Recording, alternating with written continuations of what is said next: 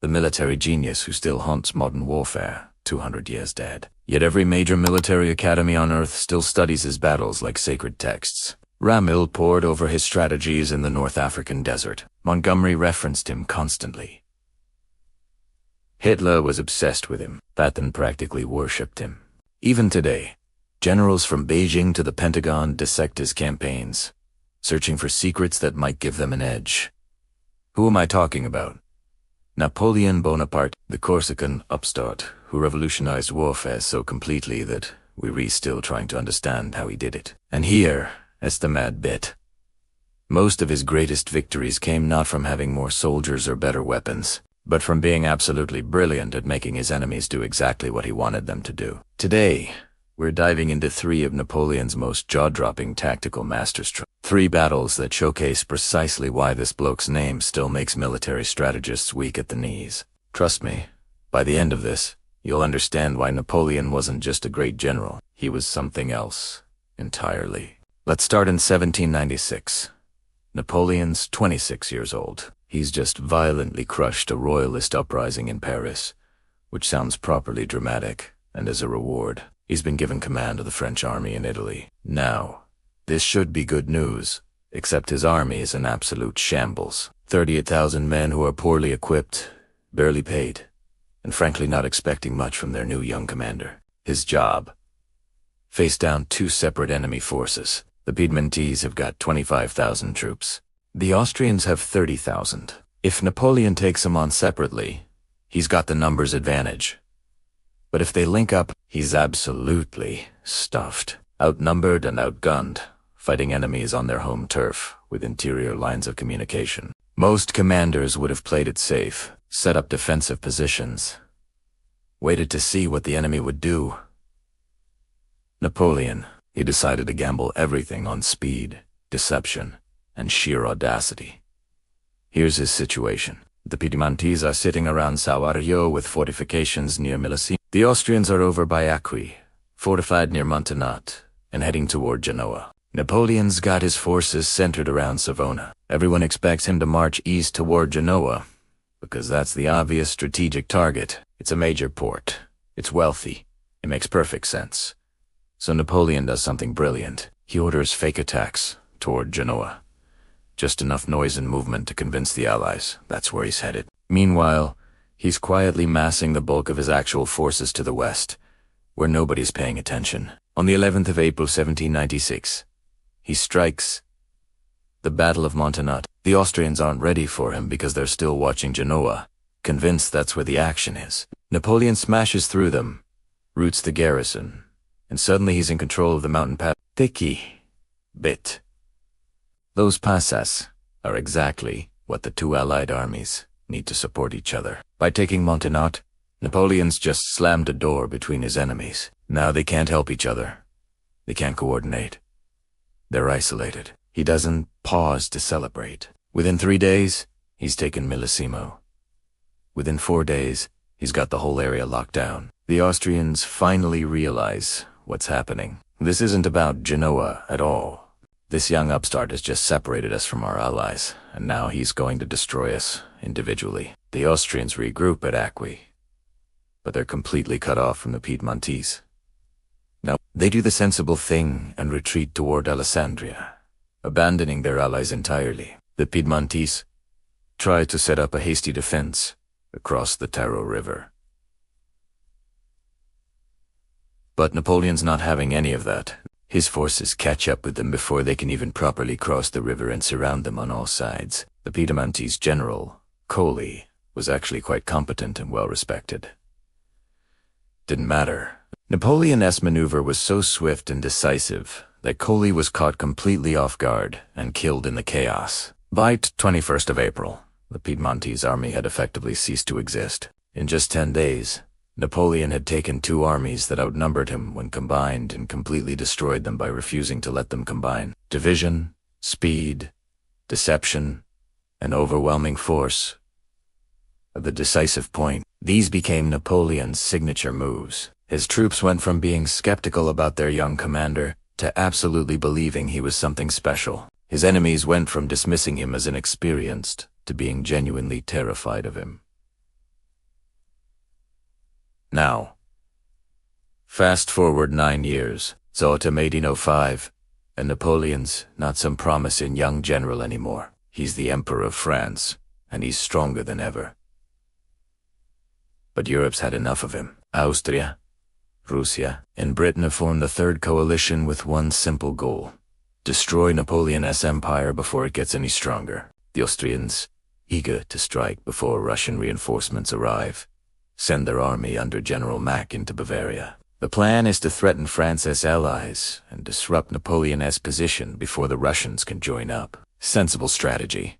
Really. Mack's got a solid force, good defensive position, and he's expecting Russian support within weeks. But Napoleon's already gathered the Grand Army at Boulogne. This is his best trained, most cohesive force, originally assembled to invade England. When news of the Austrian advance reaches him, he pivots the entire army eastward with remarkable speed. We're talking about moving tens of thousands of men, artillery, supplies, everything, across Europe at a pace nobody thought possible. Max settles into Ulm, fortifying his position. Confident. He's got time. He's expecting Napoleon to attack from the west, the obvious direction. He's got his defenses oriented that way, watching for the French army to come marching up the road. Napoleon does something unexpected. Instead of attacking head-on, he executes this massive wheeling maneuver, swinging his armies north and east of Mack's position. It's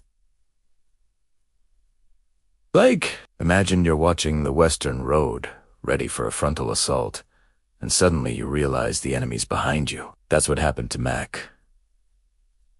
Before the Austrian general can even process what's happening, French forces are crossing the Danube behind him. But crossing takes days, and Napoleon needs to keep Mack distracted, convinced that frontal assault is still coming. So he orders heavy cavalry attacks from the west. Lots of noise, lots of movement, making it look like the main French force is preparing for a massive frontal attack. While Mack's watching this cavalry show, Napoleon's quietly securing every single road leading out of ULM. Every escape route, every potential line of retreat, every path that Russian reinforcements might use. He's building a cage around Mack without Mack even realizing it. Then Napoleon orders an attack on the fortification at This battle's decisive. It seals the encirclement from the north. And suddenly, Mack understands. There's no frontal assault coming. Napoleon's not going to batter himself against Ulem's fortifications. He's already won. He's wedged his entire Grand Army behind Mack on superior ground. Mack's trapped like a fish in a barrel. The Austrian general tries to break out. Gets crushed. His supplies are dwindling. Morale collapsing. He retreats back into Ulm's fortifications, desperately hoping for a Russian counterattack to save him. But the Russians are 160 miles away with all communication lines cut. They don't even know Mack's in trouble. On October 17th, Napoleon sends an emissary demanding surrender. Mack looks at his situation. Surrounded, cut off, no hope of relief, supplies running out. He surrenders, along with 30,000 of his best troops and all their equipment. When they meet after the surrender, Napoleon apparently ridicules Mack despite the fact he was otherwise a prestigious and respected general. Napoleon is reported to have said Mack had the look of a man who had seen the world collapse on him. Brutal, but probably accurate. Mack had been completely outmaneuvered without Napoleon even fighting a major battle. Its psychological warfare raised to an art form. But Napoleon's not done. He's now got to deal with the Russian army under General Kutuzov. On November 12th, he marches into Vienna but winter's coming. His army's deep in enemy territory, and he needs a quick, decisive victory to end the campaign before everything goes pear. That opportunity comes near a Moravian town called Ost. The Allies have assembled a combined Austrian-Russian force that outnumbers Napoleon. They're confident. Maybe too confident. What they do not know is Napoleon has personally scouted this terrain days earlier and crafted a plan so brilliant it'll be studied for centuries. The day of the battle dawns dark and misty. Heavy fog blankets the hills and valleys. Perfect conditions for an overconfident commander to make catastrophic mistakes. And the Allied commander, 27-year-old Tsar Alexander of Russia, is very much overconfident. Napoleon does something that looks absolutely mental. He deliberately weakens his right flank under Marshal Davout's. Then he abandons the Pratzen Heights, this strategically important high ground in the center of the battlefield. Just gives it up. Walks away. It's like he's inviting the Allies to take it. Which, of course, is exactly what he's doing. The Allies see this weak right flank and these abandoned heights and think Christmas has come early. Their plan: seize the heights, swing their main force through Napoleon's weak right flank, push it back, then encircle the rest of his army. Classic pincer movement. Should work beautifully. Except it's exactly what Napoleon wants them to do. By committing their main force to attacking his right and occupying the center, they're leaving their own center dangerously exposed, and thanks to the thick fog, they can't see Napoleon's true dispositions anyway. Around 7 in the morning, the Allies attack. Austrians and Russians advance toward the French right flank, expecting to roll through it easily. But those French troops at Telnitz they're experienced veterans, and they're dug in properly.